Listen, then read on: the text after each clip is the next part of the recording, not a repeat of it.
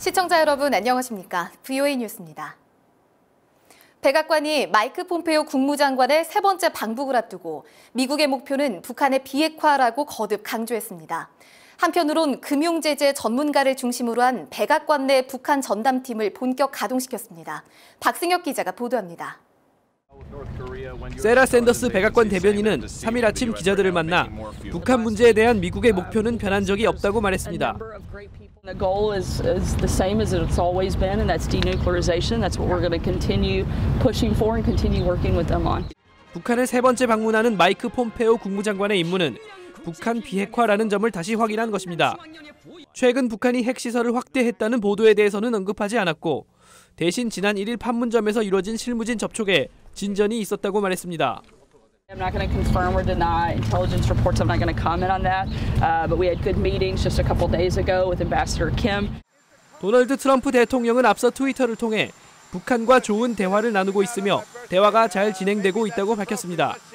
지난 8개월 동안 로켓 발사나 핵실험이 없었다면서 자신이 아니었다면 지금 북한과 전쟁 중일 것이라고 말했습니다.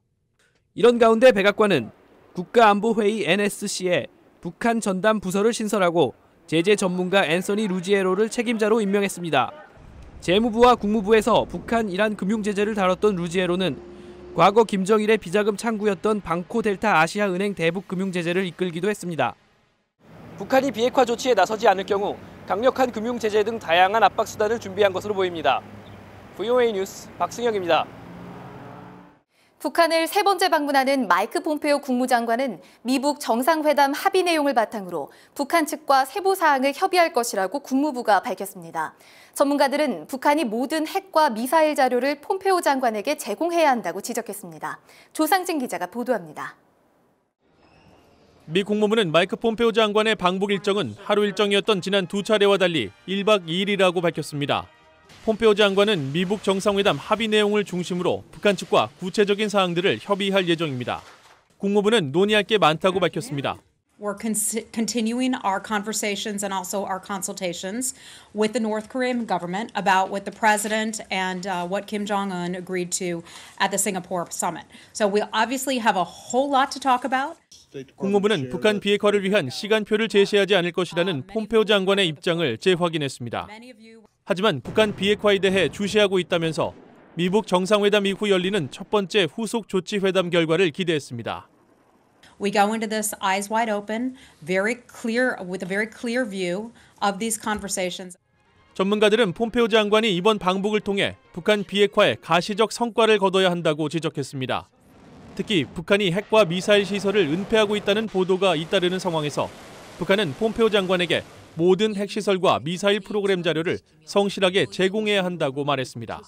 If North Korea refuses or fails to provide an inventory or respond affirmatively to Secretary Pompeo's request, I think that will call into question whether or not the United States and North Korea are on a pathway leading eventually to denuclearization. 미북 정상회담 후속 조치로 열리는 이번 회담을 통해 북한 비핵화의 진정성을 확인하게 될 것이라고 전문가들은 지적했습니다. VOA 뉴스 조상진입니다. 북한 인권 개선을 한반도 비핵화 전략에 포함시킬 것을 촉구하는 미 하원 결의안의 세부 내용이 공개됐습니다. 결의안 초안에는 비핵화 합의가 이루어져도 북한의 완전한 인권 개선 없이는 경제적 지원을 제공하거나 제재를 해제해서는 안 된다는 내용이 담겼습니다. 또 북한 정권의 반인륜적 범죄를 조사하기 위한 특별국제형사재판소 설립과 강제 노동수용소 철폐를 촉구했습니다.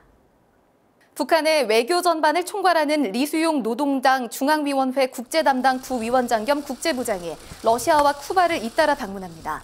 리수용 부위원장은 3일 모스크바에 도착했으며 이틀 뒤인 5일부터 9일까지 쿠바를 방문하는 것으로 알려졌습니다. 리 부위원장은 김정은 위원장의 미북 정상회담과 3차 방중을 수행한 인물로 한반도 비핵화 협상과 관련한 외교 활동을 벌일 것으로 예상됩니다.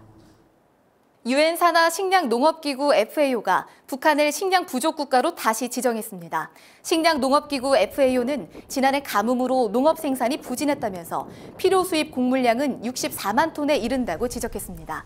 FAO가 지정한 식량 부족 국가들은 북한 등 39개 나라며 이 중 아프리카 국가들이 약 80%인 31개였습니다. VOA 뉴스 마칩니다. 시청해주신 여러분 고맙습니다.